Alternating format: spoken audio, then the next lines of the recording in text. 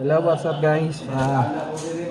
Mark X Manlin here for another review sa ito.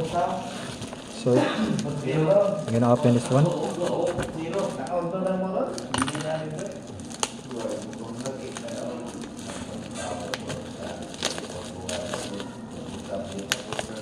Oh, okay. And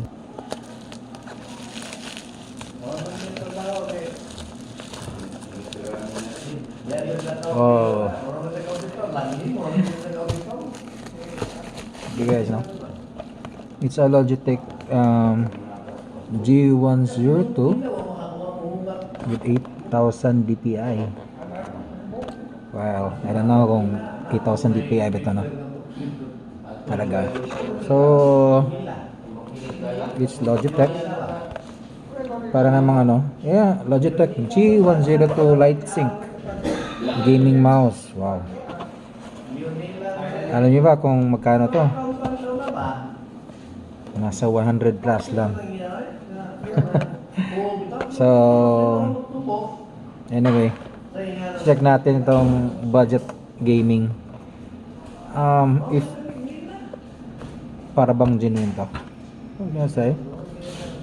Opening right now. So maganda niya ng packing niya. Okay, file. Okay. Right. Nasilbi talaga tong ballpen ko to get this wrap tape here. And okay, here. There we go. So it's not gold plated. Anyway, sakto naman yung bigat niya for this one. So I'm gonna switch this one on. Pasok ko sa computer, no?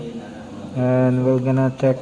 Kasi nakalagay dito may RGB, yes, and 6 programmable layout button. Anyway, may buttons na 1, 2, 3, and then yes, like that. Okay, here. Wow, okay.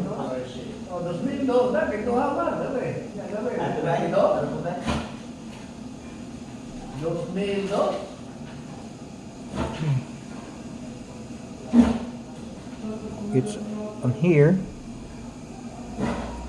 Okay, as you can see, no, nagpapalit siya ng kulay. DPI. So perfect. So far guys, okay naman siya, no? So I think it's different from the what I have used. Okay.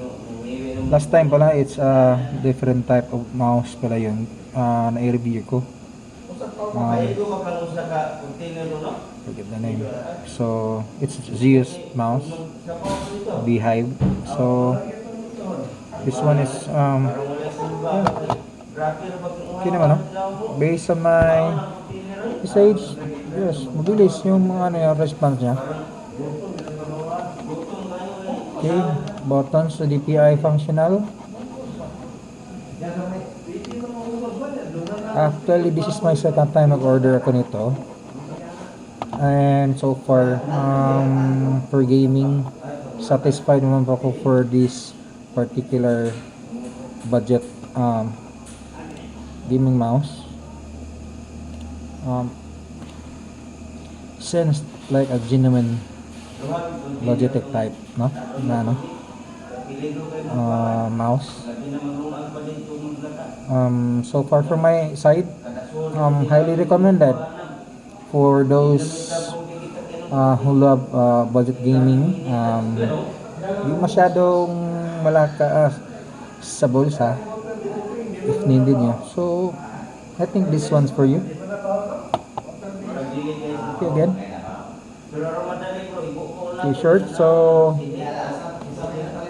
this is the G102 LightSync gaming mouse from Logitech. Okay, again, this is Mark X Monleon. Thank you for watching. Bye. Thank you.